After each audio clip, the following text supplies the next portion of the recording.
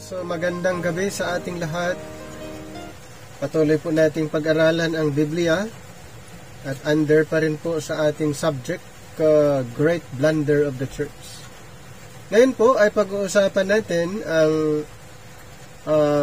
isang issue from Adam to Abraham. From Adam to Abraham. So pag-uusapan natin yung patungkol sa issue from Adam to Abraham. So but now for scriptural light on circumcision. We have already learned that no one of God's servants from Adam until Abraham was 99 years old was circumcised. So ang issue po dito, before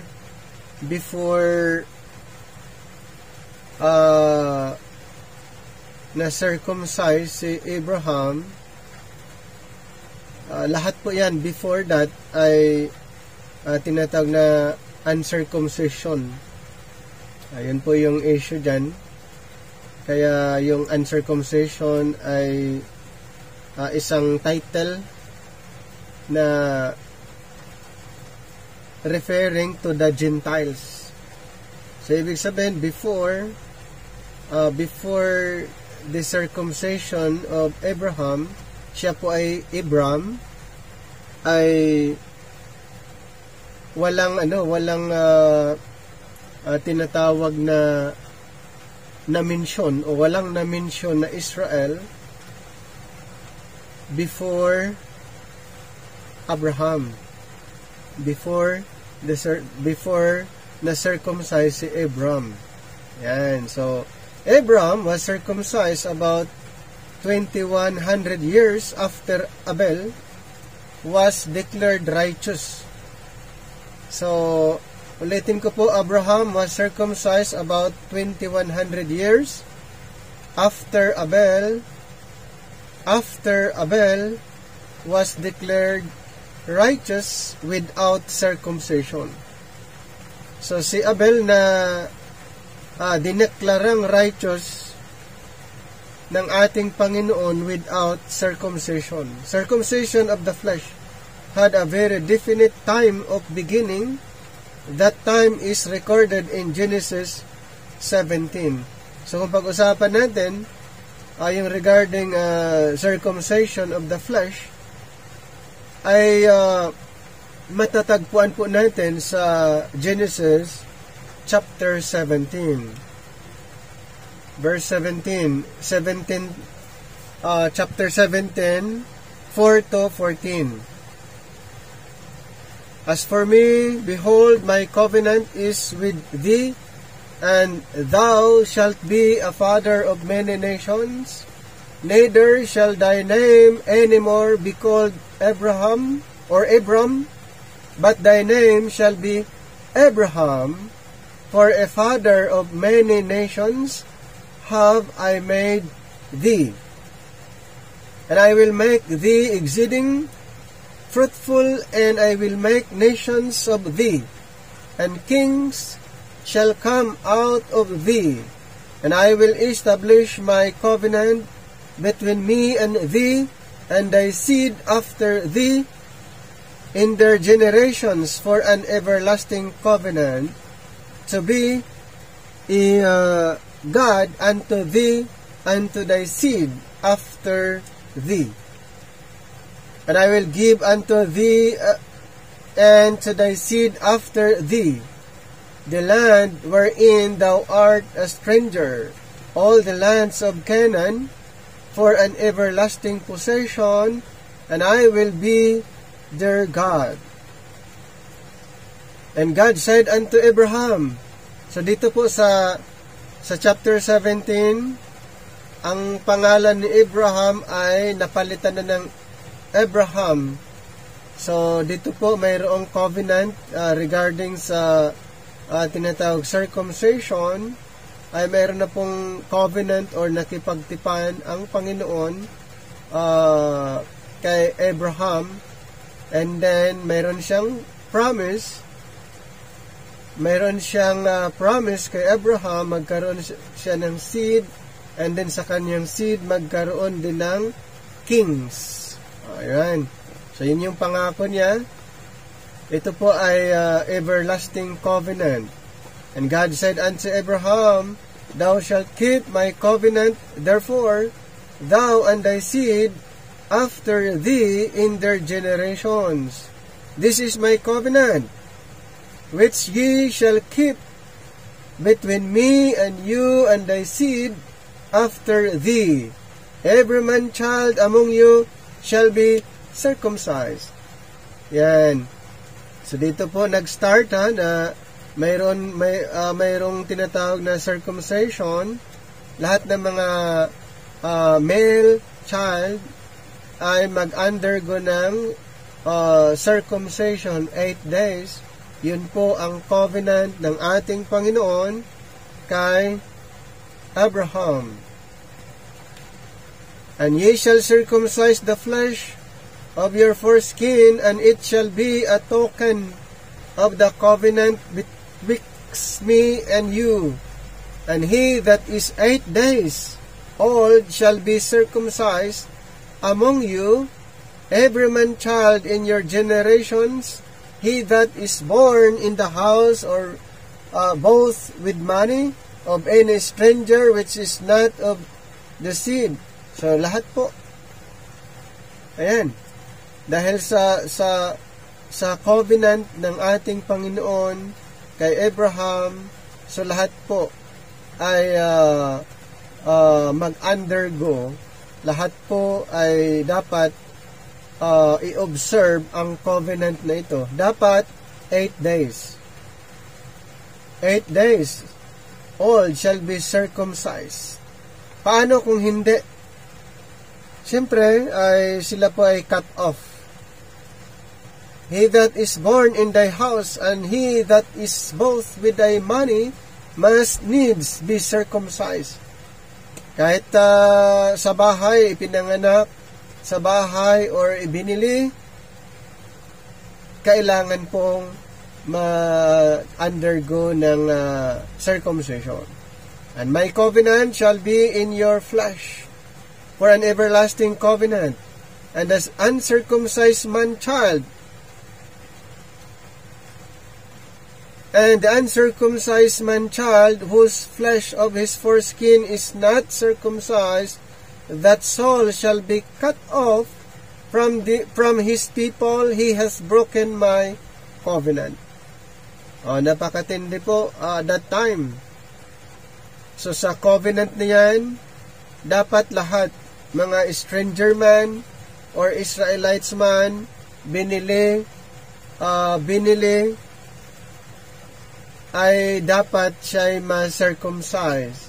Pag hindi naman, dahil ito po, since ito po yung covenant, halimbawa, kung ang bata ay hindi ma-circumcise, ayon po dito, ano po ang mangyayari? That soul shall be cut off from his people. He has broken my covenant. So, napakatindi, no? Napakatindi po that time. Dahil kung hindi sumunod, ayon sa covenant ng ating Panginoon kay Abraham, lahat po, dapat yung mga male child ay mag-undergo ng circumcision. Maging stranger man, ipinanganak sa bahay or binili, mag-undergo ng circumcision. 8 days. Paano kung hindi niya sundan ang covenant? Ang sabi nga, that soul shall be cut off from his people. He hath broken my covenant. Then in Genesis chapter 17:24 to 26. And Abraham was 90 years old and 9, ibig sabihin 99, when he was circumcised. So in Genesis chapter 17 ilang taon na circumcised si Abram. Siya po ay 99 years old. Ayan, 99 years old. He was circumcised in the flesh of his foreskin. And Ishmael, his son, was 13 years old.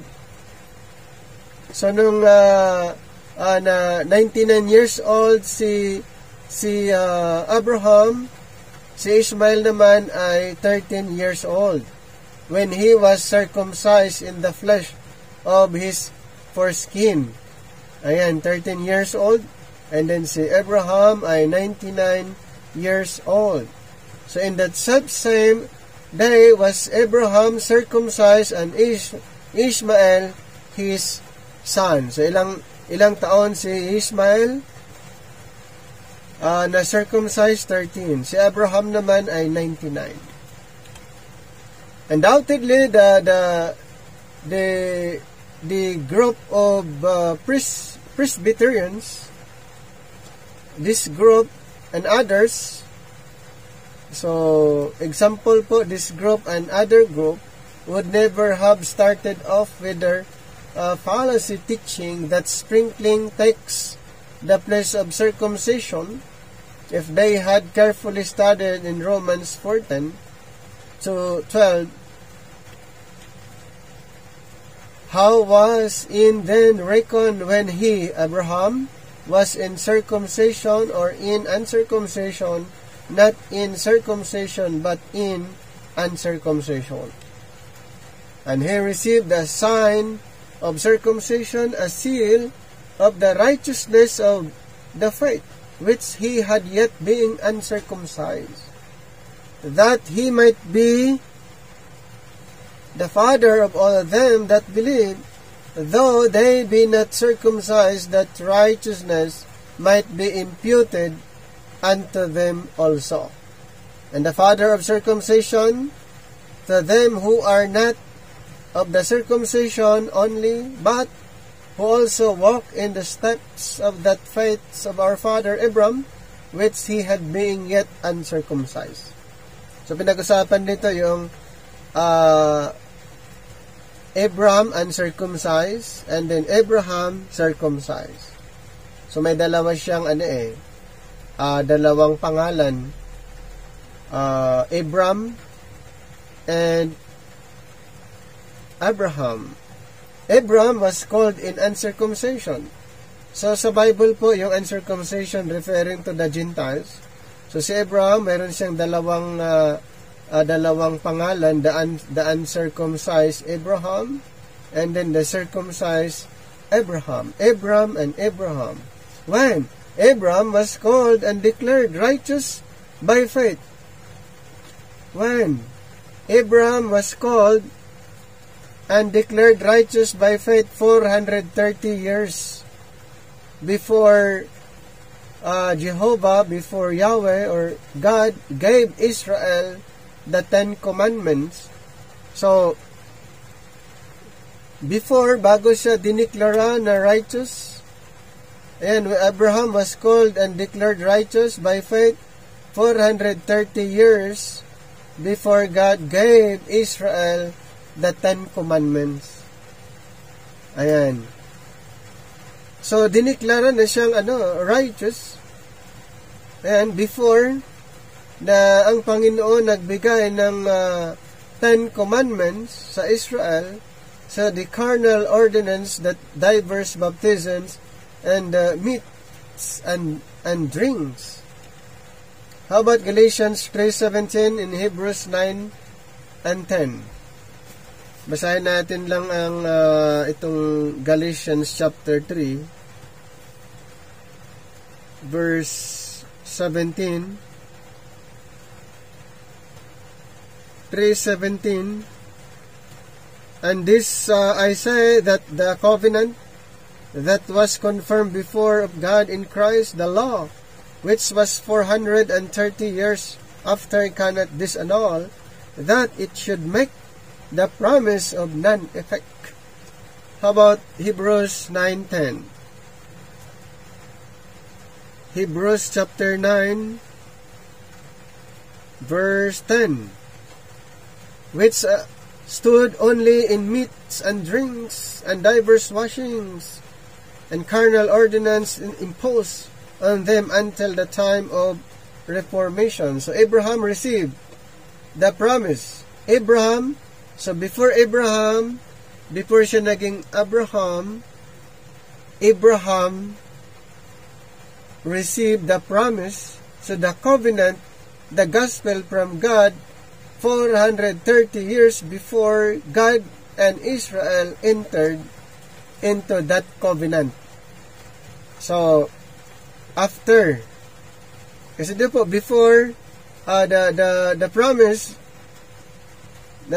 ng Panginoon kay Abraham, o natanggap niyang promise ng ating Panginoon kay Abraham, to the gospel from God, 430 years bago. So, bago pa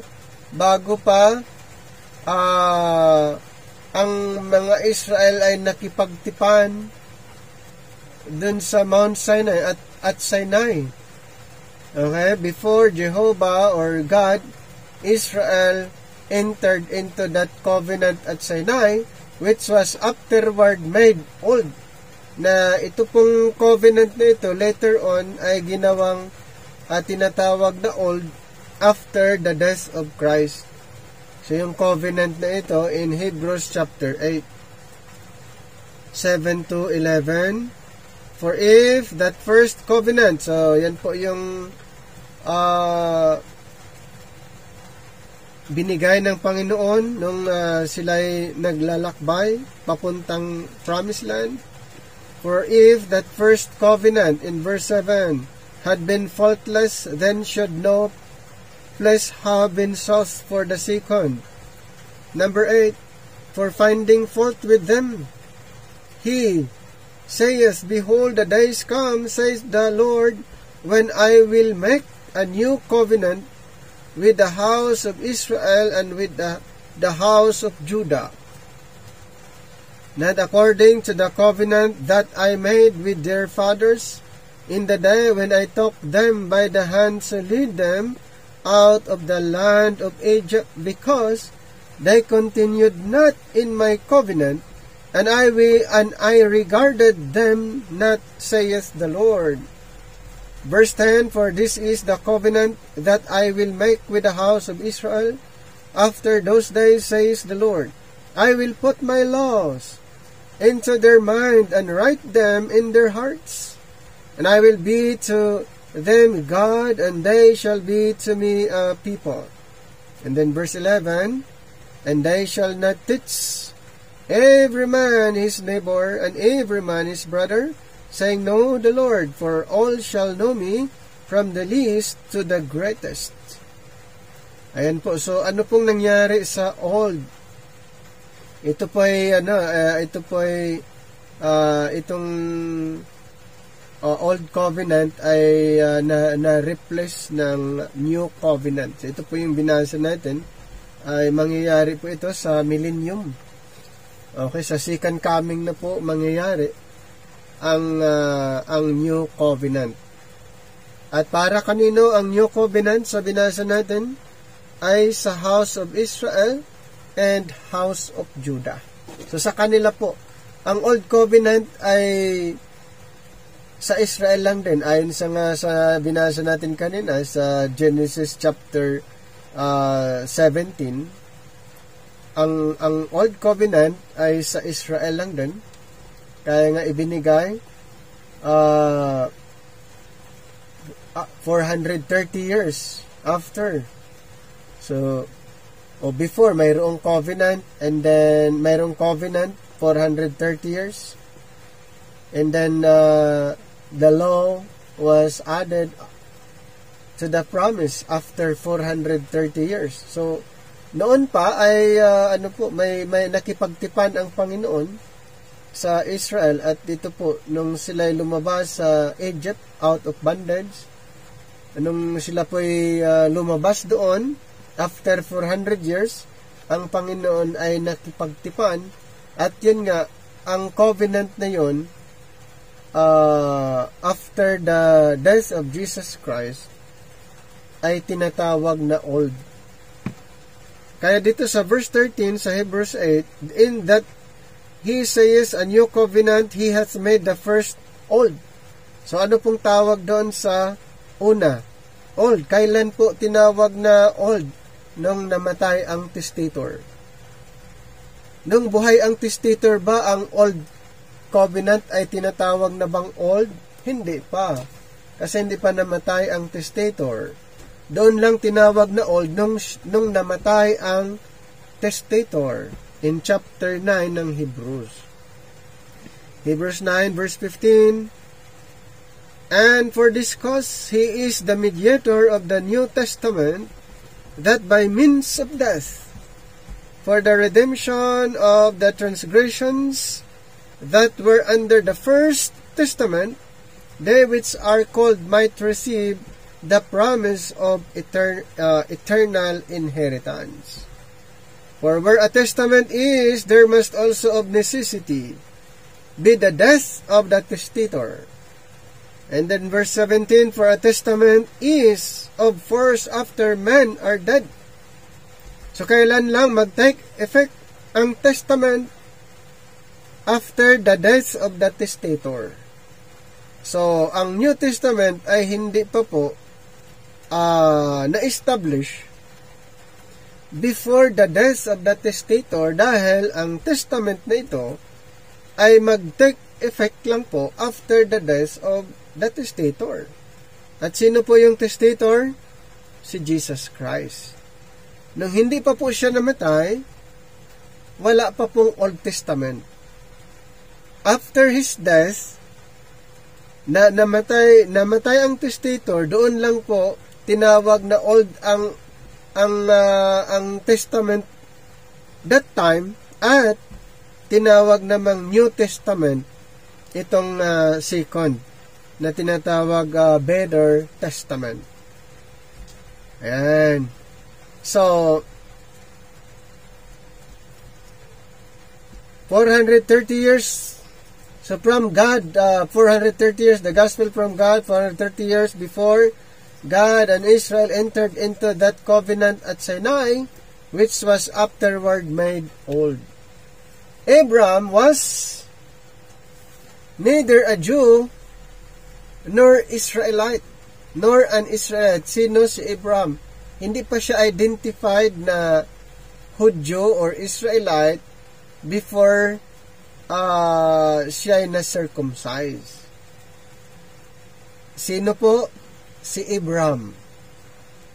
Siya ba Jew or Israelite before siya na-circumcise? Hindi. He was declared righteous in uncircumcision. So, dineclared siyang righteous in uncircumcision si Abraham. Si Abraham, dineklara din siyang righteous in circumcision. God would not permit the promised son, Isaac, to be born while Abraham was Abram. Hindi pa, kumbaga, God would not permit the promised son. Sino ba yung promised son? Si Isaac. To be born while Abraham was Abram in uncircumcision. Sino ba yung ipinanganak na siya ay Abram? Yung ipinanganak nung siya ay Abraham ay si Ishmael. Nung siya na may naging Abraham, ipinanganak si Isaac. Isaac was born 1 year after uncircumcised Abraham became circumcised Abraham. And Isaac was circumcised when 8 days old. Ayan po. So, si Ishmael kanina, binasa natin sa Genesis 17, si Ishmael na circumcised 13 years old na. At ipinanganak yun si Ishmael ay hindi pa siya Abraham. Siya pa po ay Abraham. At nung siya na-circumcise, si Abraham naging Abraham, yung promised son na si Isaac, yan po, doon po ipinanganak. Kaya, si Isaac ay na-circumcise 8 days. Dahil yun po yung covenant. 8 days. As where Christ Saul of Tarsus and others. Philippians chapter 3 verse 5. Basahin natin lang saglit itong Philippians 3:5. Circumcised the 8th day of the stock of Israel, of the tribe of Benjamin. So, since na si Saul of Tarsus ay galing siya sa tribe ni Benjamin, so ilang days din siya na circumcise? 8 days. Kasi yun po yung covenant. 8 days. The tribe of Benjamin and Hebrew of the Hebrews was touching the law, the Pharisee. So, ganun po. Yun yung sinusunod that time. Okay? Starting from Abraham, yung covenant niya, lahat ng mga ipinanganak sa bahay or yung mga outside or binili or mga strangers ay dapat mag-undergo ng circumcision, yung male child. For Sarah conceived and bare Abraham a son in his old age.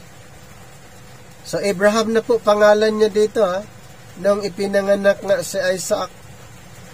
Abraham, a son in his old age, at the set time of which God had spoken to him, and Abraham called the name of his son that was born unto him, whom Sarah bare to him Isaac.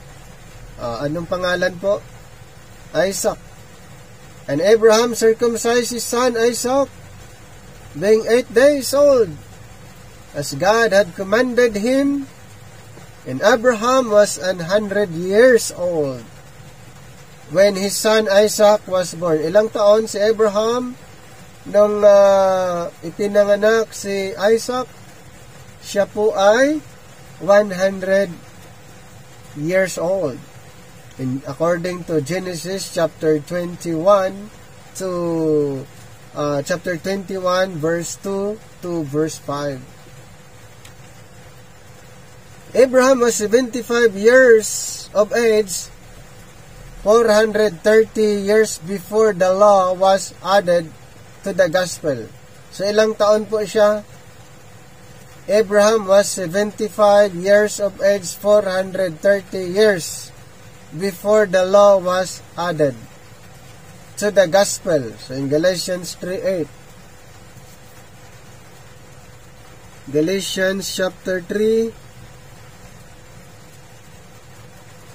verse 8. And the scripture foreseeing that God would justify the heathen or the Gentiles through faith preached before the gospel unto Abraham.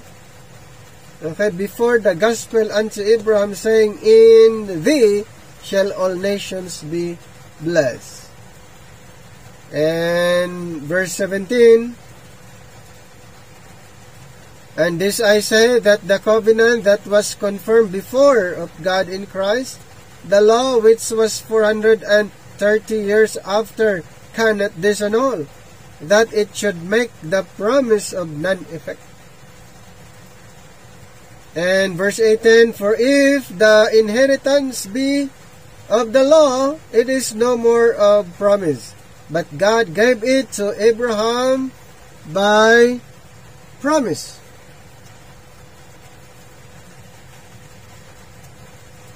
And then, in Genesis 12, okay, Genesis 12:4. Genesis chapter 12, verse 4. So Abram departed as the Lord had spoken unto him, and Lot went with him.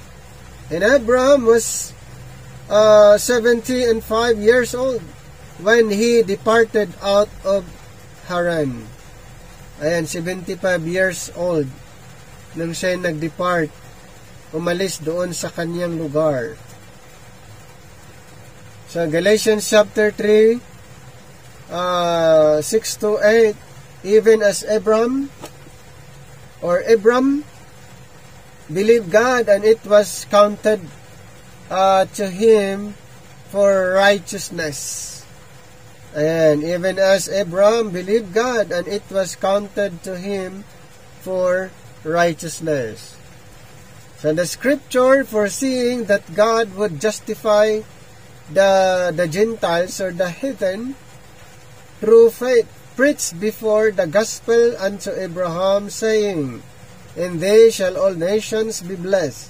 In Galatians chapter 3, 17 to 19. And this I say, that the covenant that was confirmed before of God in Christ, the law which was 430 years after, cannot disannul, that it should make the promise of none effect. Wherefore, then serveth the law, it was added because of transgressions. Bakit daw na idinagdag ang kautusan? Dahil po sa kasalanan ng mga Israelites. Because of their transgressions, till the seed should come, to whom the promise was made, and it was ordained by angels in the hands of a mediator. Okay, till the seed should come. So, sino po yung seed na tinutukoy dyan? It's referring to Christ. We can never understand the truth of the Lord concerning God's gospel and God's spiritual program for the body of Christ. So, the dispensation of the grace of God until we get the meaning of Galatians chapter 3, 8, and Galatians chapter 2, verse 7. So these two verses, we shall refer to them later, but here, Galatians chapter 3 verse 8, and the scripture foreseeing that God would justify the heathen through faith, preached before the gospel unto Abraham, saying, "In thee shall many nations be blessed." Then chapter 2 verse 7, but contrariwise, when they saw that the gospel of the uncircumcision was committed unto me, Apostle Paul, as the gospel of the circumcision was unto Peter, Apostle Peter. So dito po may na-mention yung uncircumcision. Siyempre, uncircumcision referring to Abram, and uncircumcision referring to Abraham. So, before of Galatians 3:8, before what? Before the law. Okay, before the law was added to the promise, kasi yung nauna kasi dyan, yung promise eh. And then, kailan lang po na idagdag, 430 years, na idagdag yung batas, na idagdag doon sa promise. So, before the law was added to the promise, and before the covenant, the Old Testament was added to the covenant of promise. So, the added law, ang reason po dito, because of their transgressions. So, added law covenants did not annul either the covenant that God made with uncircumcised Abram, or the covenant that He made with circumcised Abraham in Galatians chapter 3, verse 17. So how important it is to know the difference. So mayroon pong pagkakaiba between Abram and Abraham. Abram and Abraham, the same man. Tama, siya lang to, mag-isa lang niya, dalawang pangalan. At, ayun nga, the same man, but we must distinguish between God's covenant with this man as Abram and his covenant with him as Abraham. So, mayroon siyang covenant nung siya Abram, and then, mayroon din siyang covenant nung siya tinatawag na Abraham. It is because, ito po, churchmen, o sabihin natin believers, have failed to do this, that Christians have been confused concerning the doctrines of Abraham's seed and children. And so, may mga believers o Christians failed. Nagkaroon ng confusion concerning nga dito sa doctrine, Abraham's seed and children. Before the law, ibig sabihin, 430 years. Yung 430 years before the law. Kasi ang law added after 430 years. So before, hindi pa ibinigay yung law of Moses before 430 years. God preached the gospel to Abram. Before, during, ito, bago po na ibigay yung batas. So, yung 430 years, God preached the gospel to Abram.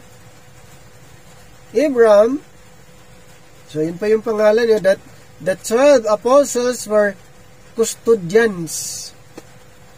That the 12 apostles were custodians of the gospel of the circumcision through Abraham and Isaac.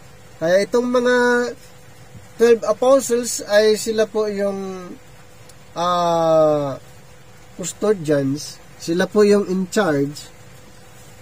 Ipapangaral nila sa yung gospel of the circumcision dun sa mga Israelites.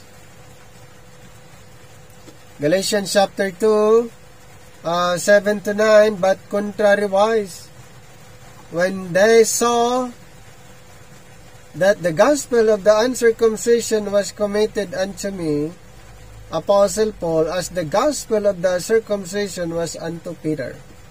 So sila po yung custodian sa gospel of the circumcision. For he that wrought effectually in Peter to the apostleship of the circumcision, the same was mighty in me toward the Gentiles.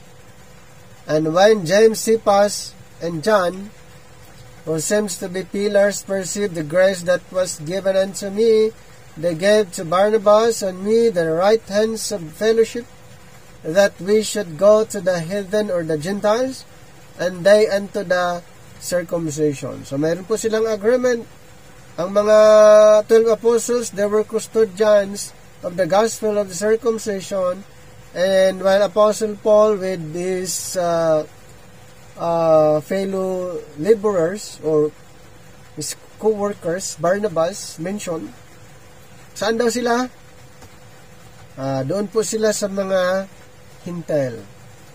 Sila naman po yung custodians doon, ipapangaral ang uncircumcision.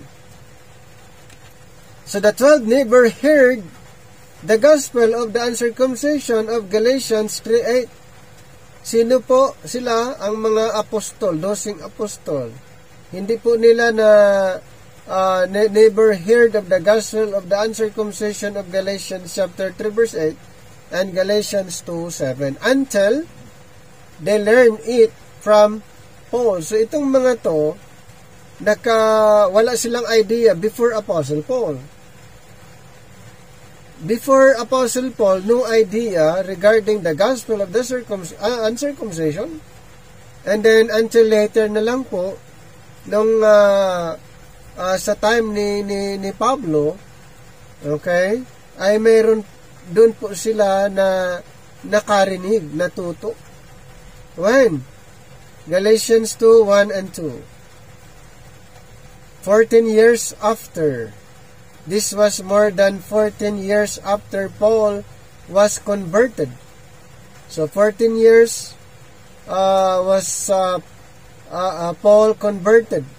I urge you to read many times Galatians chapters 1 and chapter 1, chapter 2. Dito po ay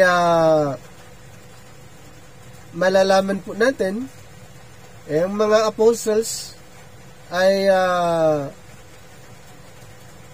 nagkaroon lang ng idea regarding po dito during sa transition.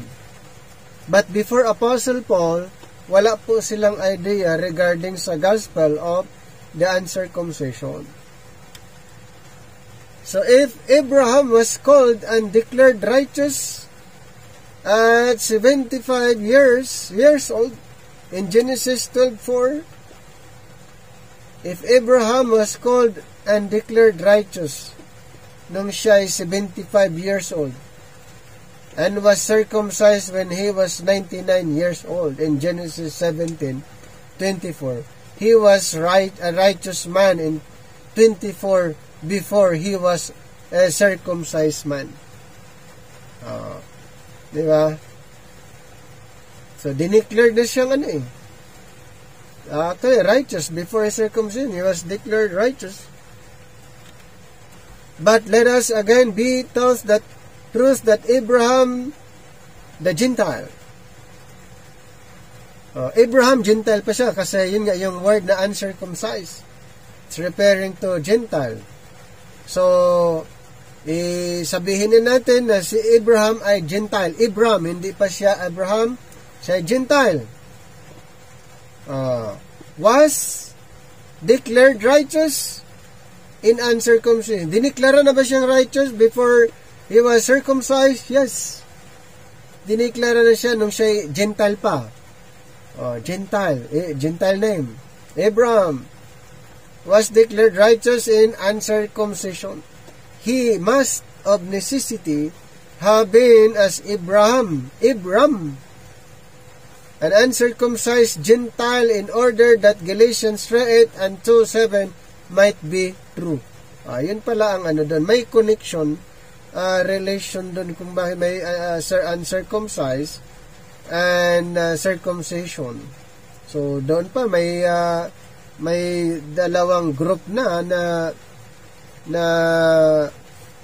pinag-uusapan. So, yung mga apostles ay talagang clear na ang kanilang mission ay doon sa circumcision Israel. And then Apostle Paul, kasi pag Israel lang lahat, ay walang magtuturo naman sa uncircumcised Gentile. Kaya si Apostle Paul ang pinili ng ating Panginoon.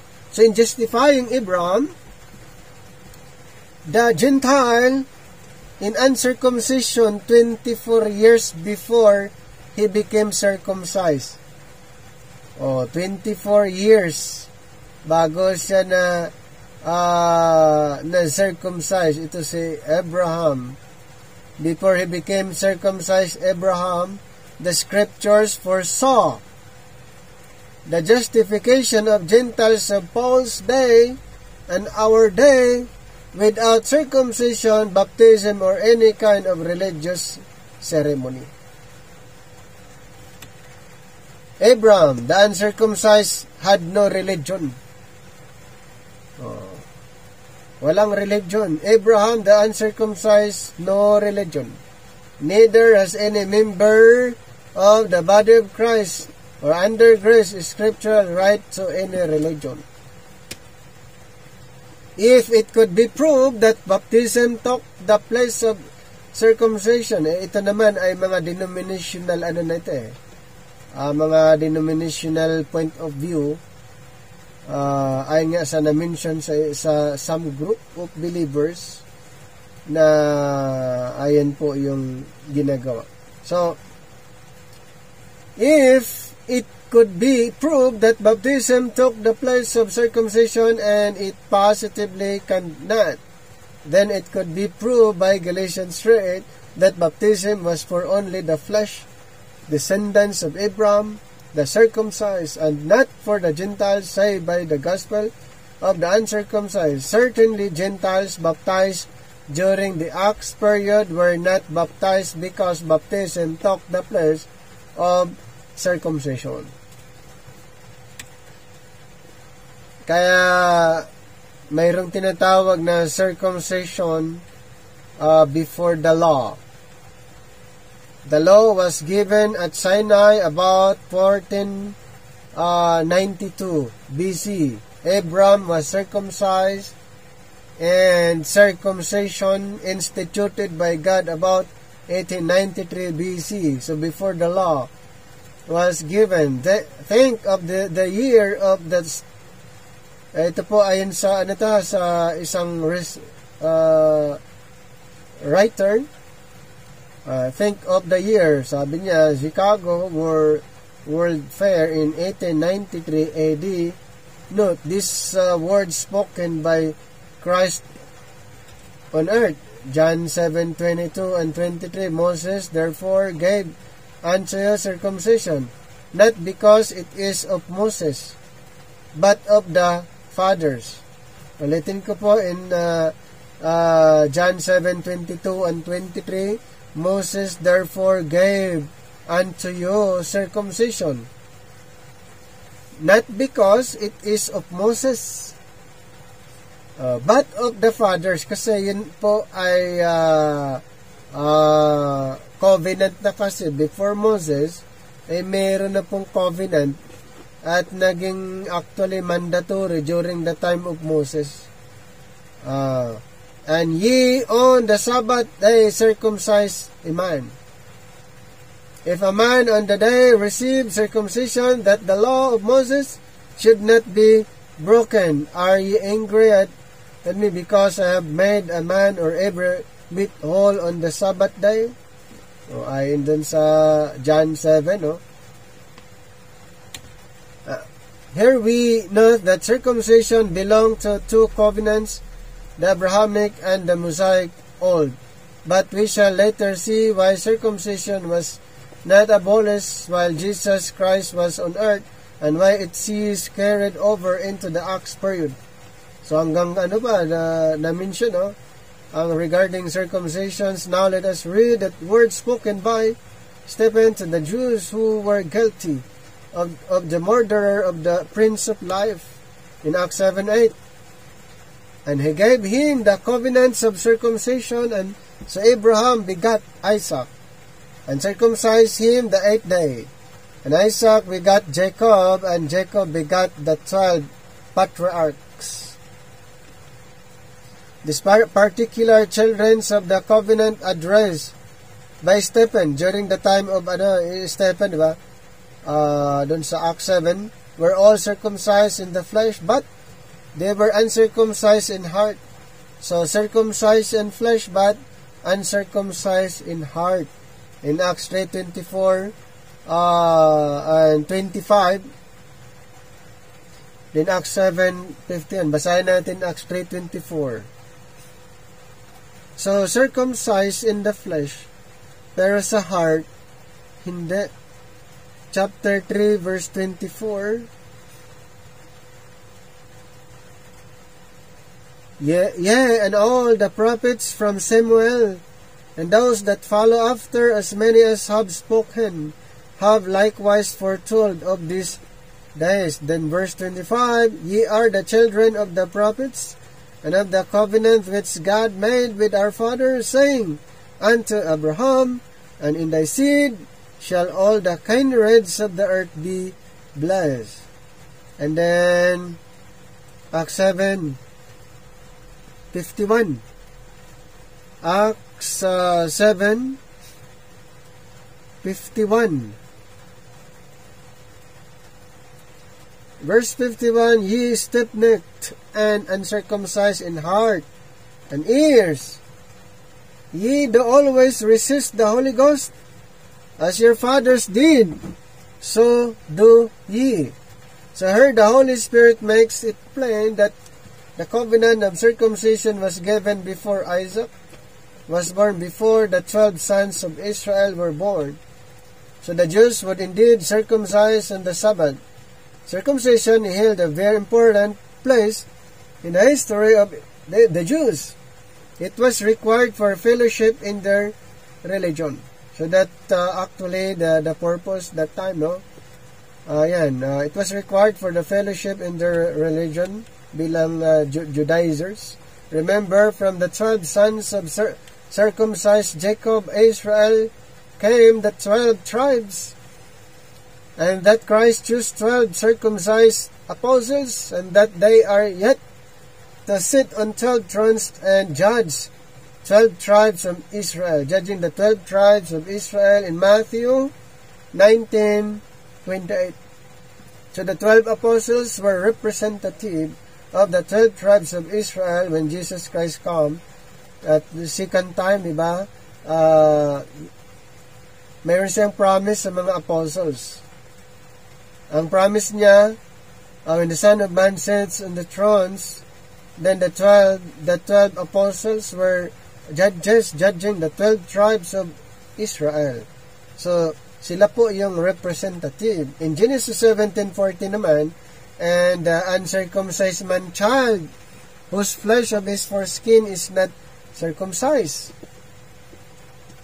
so that soul shall be cut off from his people. So, napansin nyo nung napalitan yung pangalan ng ni Abraham to Abraham, napaka-strict po. Dahil yung mga man-child na hindi na sila uncircumcised, sila po ay cut off. That soul shall be cut off from his people, and he hath broken my covenant. At isa pa, aside from sila ay cut off, itiwalag, sila po ay nag-disobey sa covenant ng Panginoon. Ponder these words in your hearts, our hearts, and learn why that Jesus had to be circumcised. Diba, Jesus Christ also was circumcised nung siya po ay 8 days. In Joshua 5:7 naman, basahin natin kung ito ay ino-observe din ba nila.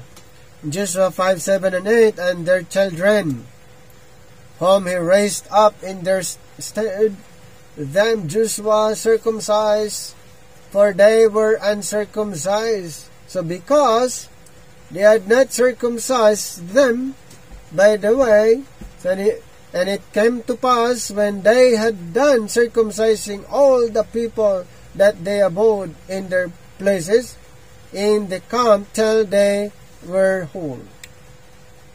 And all the male Israelites who reached the land promised Israel in the covenants of circumcision, Genesis 7 and 8, were what? Circumcised.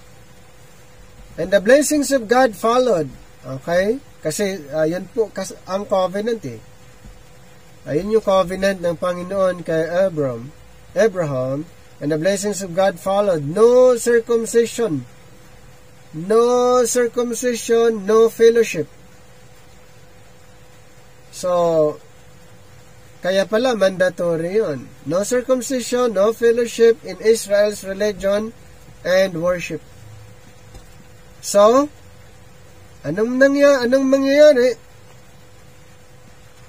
Cut off from the people.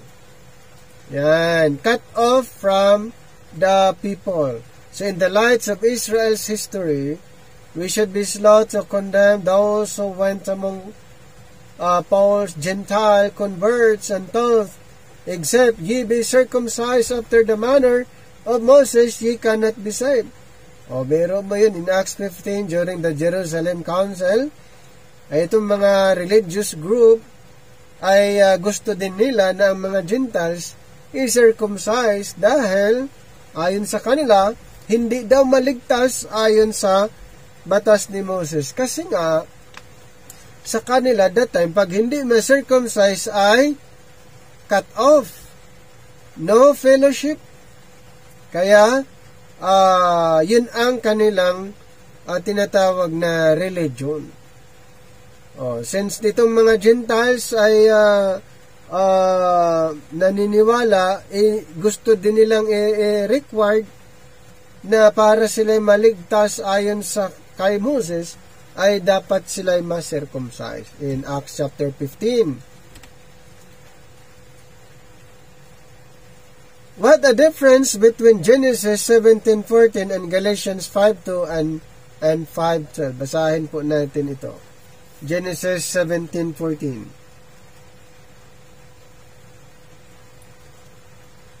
Genesis chapter 17 verse 14.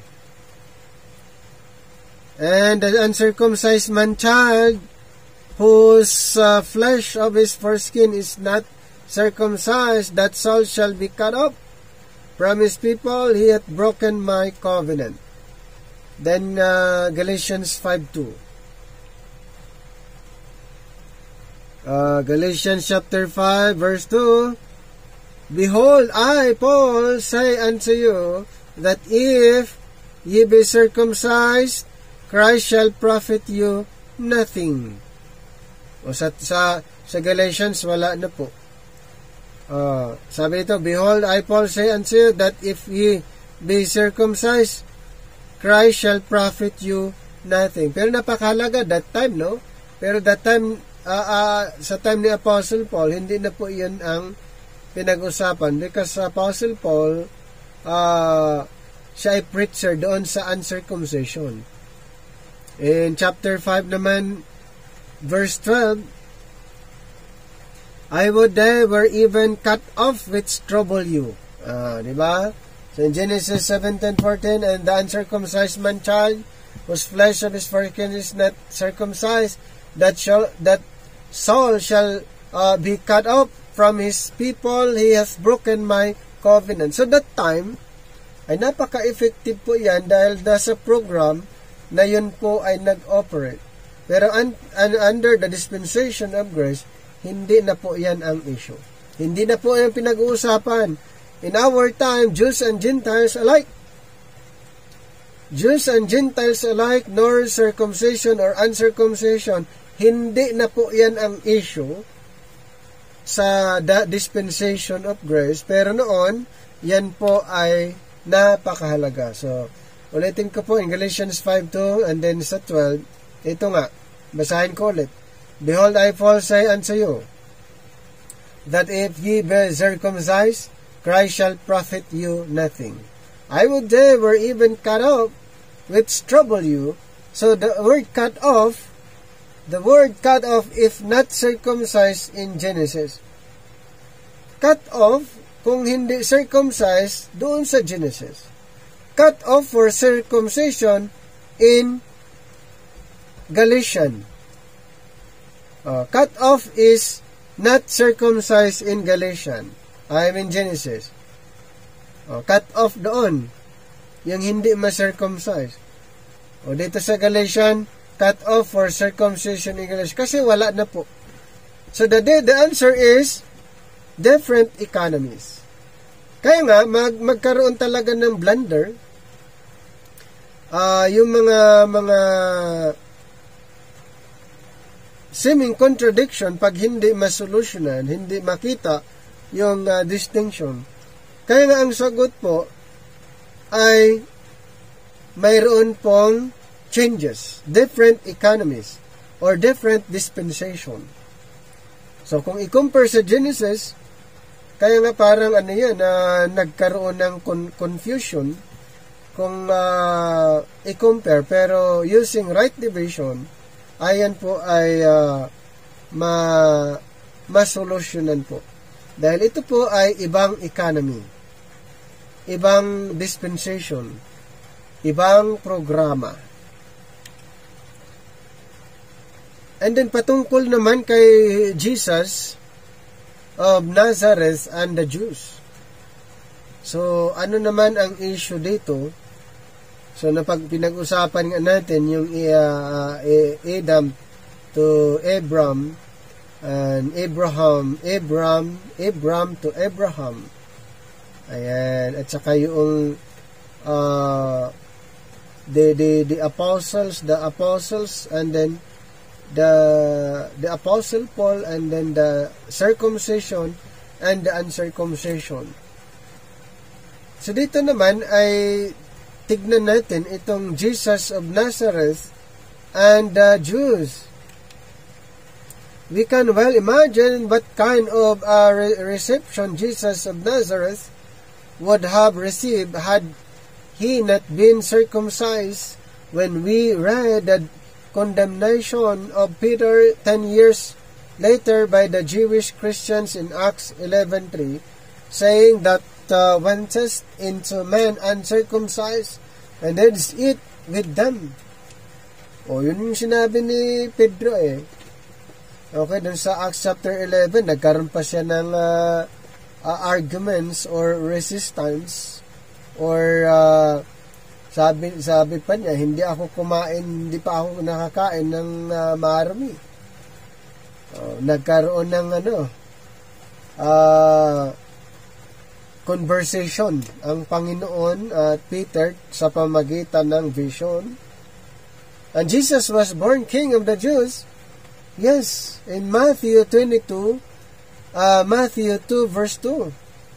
So the Magi's look for the King of the Jews. This meant King of the circumcision.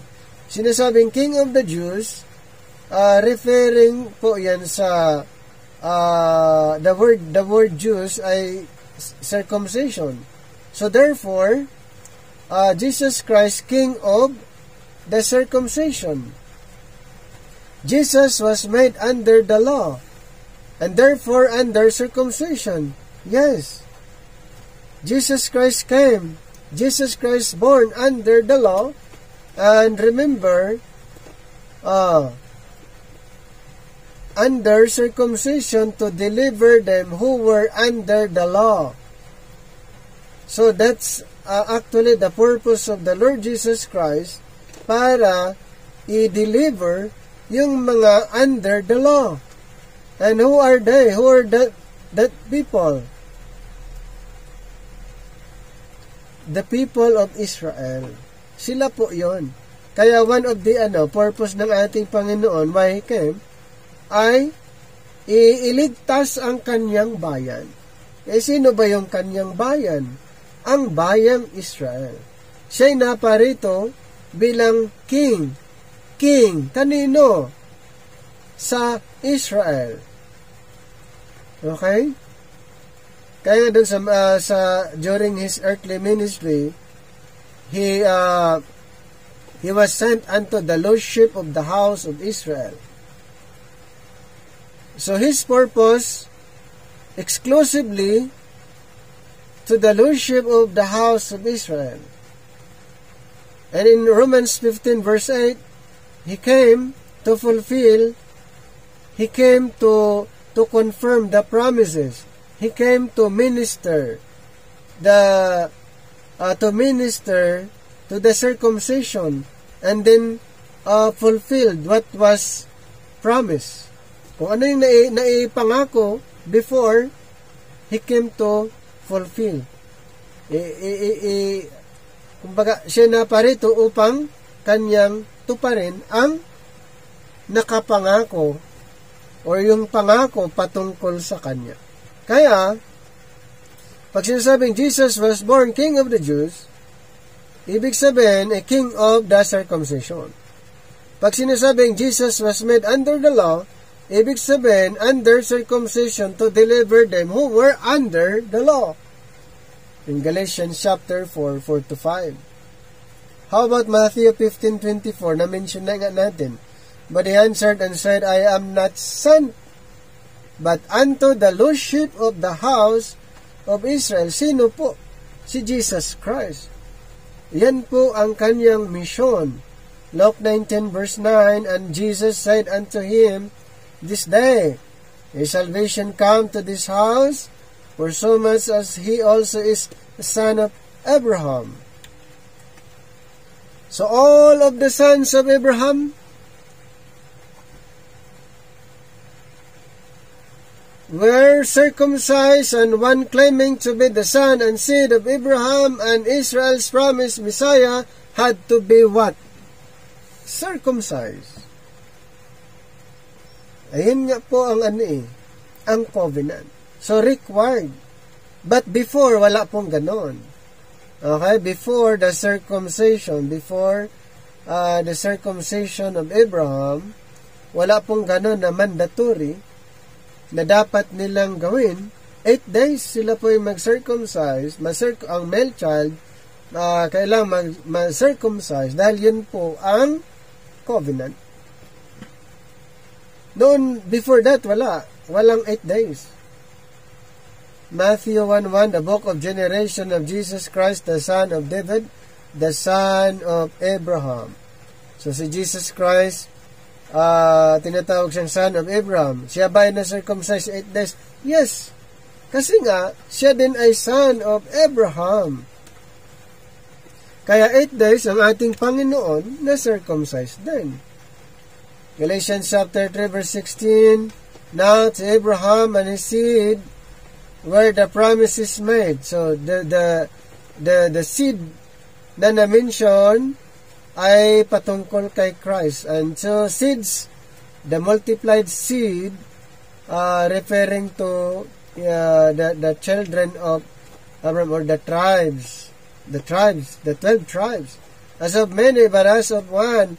Dito naman, the seed, the singular, to thy seed, which is Christ. Yan. In Hebrews 2:16, for verily he took not on him the nature of angels, but he took on him the seed of Abraham. So, tumutukoy po kay Christ. So, in our study, na-mention po natin, Romans 15:8, Jesus Christ came to minister to the circumcision, and siya ipinanganak under the law. So, Romans 15:8, now I say that Jesus was a minister. Kanina siya minister doon sa circumcision. Kailan? Before his death. During his earthly ministry. So for the truth of God to confirm the promises made unto the fathers. Galatians 4:5.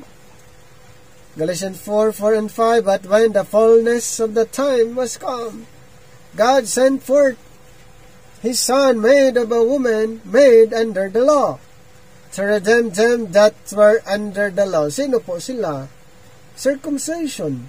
The Jews. So, Jesus Christ came to redeem them that were under the law, that we might receive the adoptions of sons. If the Holy Spirit informs us that Jesus Christ was the minister of the circumcision, we should not only believe it with all our hearts, but we should study diligently that full meaning of Romans 15:8 and Galatians 4:4-5. So most emphatically were the 12 apostles instructed by Jesus Christ, so the minister of the circumcision while he was on earth, not to go to the uncircumcision, but only to the circumcision. So kailangan talagang maunawaan ito, dahil naipag-mix lang, or very confusing, no? Or napakalinaw. Okay, napakalinaw po na ang instruction ng Panginoon doon sa mga apostles to minister the circumcision. At even the Lord Jesus Christ, he was ministering to the circumcision, or the Israelites. So he was, he was on earth. So not to go to the uncircumcision. Diba mayroong command in Matthew 10:5-6? The Lord Jesus Christ commanded to his 12 apostles, they were prohibited.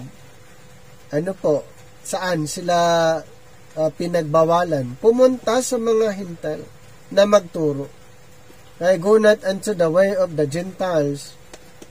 So here, Matthew 10:5-6, about 20 years later, the Lord again made it plain that these same apostles were to confine their gospel preaching to the circumcision. Yan po ang yung purpose. Kaya sa Galatians 2:9, and when James, Peter, and John, who seemed to be pillars, perceived the grace that was given unto me, they gave to me and Barnabas the right hands of fellowship, that we should go unto the heathen or the Gentiles, and they unto the circumcision. Diba? Yun po yung agreement during the Jerusalem Council. Mayroon silang agreement. Ang group of the 12 apostles and then group na ni Apostle Paul, kung saan sila magmisyon. So in the next preceding verse, Galatians 2:8, the same statement is made of Peter that might have been made of Jesus of Nazareth. Galatians 2:8, for he that wrought effectually in Peter to the apostleship of the circumcision. So ulitin ko po, si Pedro apostle at maging ang kanyang mga kasamaan, apostle of the circumcision, referring to Israel. And the same was made in me toward the Gentiles. Now, we have noted that Jesus Christ was the circumcised minister to the circumcision with a message and ministry of a confirmation in Romans 15 verse 8.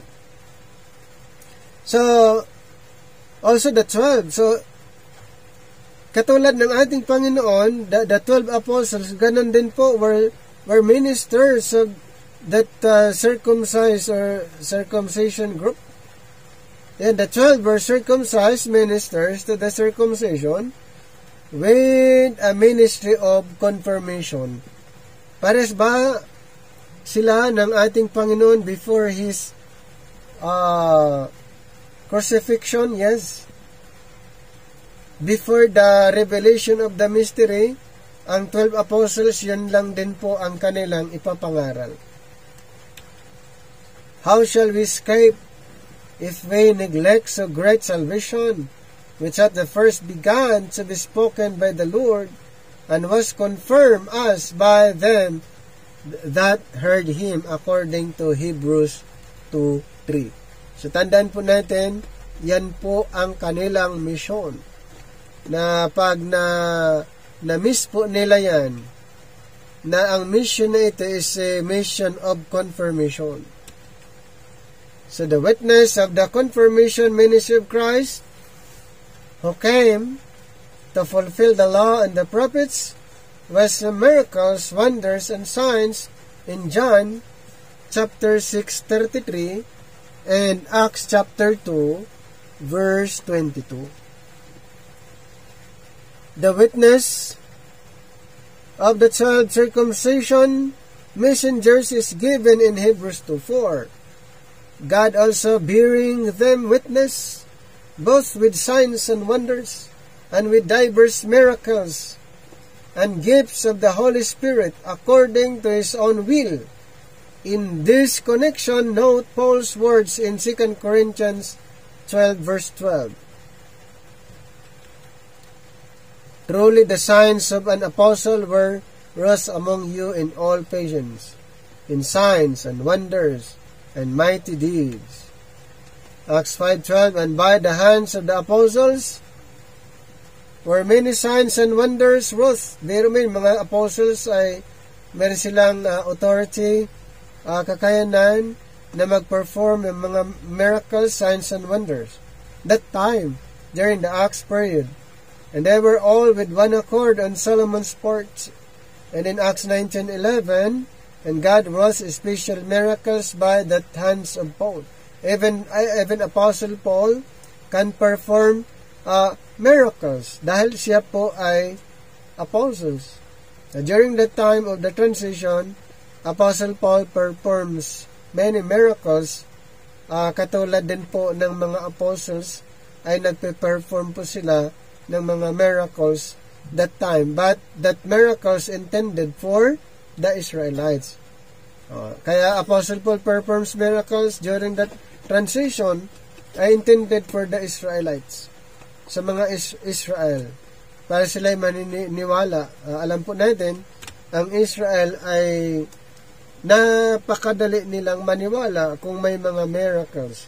So, signs and wonders ay pointed to the Israelites. So now, carefully note these words recorded in Acts 2:22, "Ye men of Israel, hear these words. Jesus of Nazareth, a man approved of God among you by miracles and wonders, and signs which God did by him in the midst of you, as ye yourselves also know." So Jesus of Nazareth, a Jew, in the lands of the Jews, put on display in the midst of the Jews by supernatural demonstrations. Okay, so yun po yung point doon. So Jesus Christ and then the Jews. God would never have expected Israel to receive into their fellowship under the law one who had not been circumcised. So those who teach that Jesus Christ came to do away with circumcision and put water baptism in its place have not been Bereans. Kasi ni-replace kasi yung circumcision ay ini-replace ng water baptism. Before pa naman yun, may circumcision na. Iba ang baptism, iba din ang circumcision. Pero may mga group of denomination na replacement po ang bautismo sa circumcision. Pero hindi po. Kaya nagkaroon ng blunder.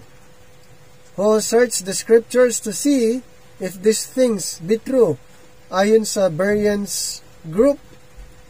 Again, remember that Jesus Christ was both circumcised and baptized. Unlike doon sa ibang denomination, ay replacement. Ang circumcision ay pinalitan daw ng bautismo. Pero di po, iba, ang circumcision, ang baptism ay hindi po replacement sa circumcision ang bautismo ayon sa ibang mga belief. Again, remember that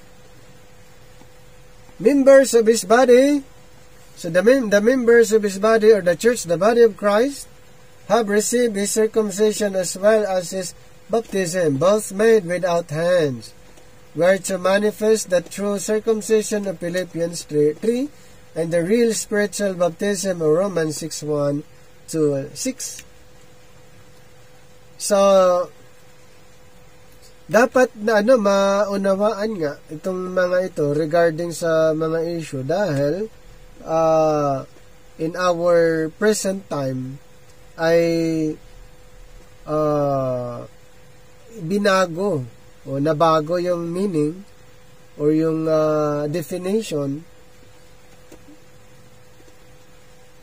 Kaya napakaganda po na aralin ang Bible rightly divided para maiwasan po ang mga ibang definition, ibang interpretation, kaya magkakaroon po ng confusion or blunder of the church. So ang susi po ng lahat para maunawaan natin, rightly dividing the word of truth. Dahil ang rightly dividing the word of truth, ito po ang susi para maunawaan natin ang salita ng Panginoon.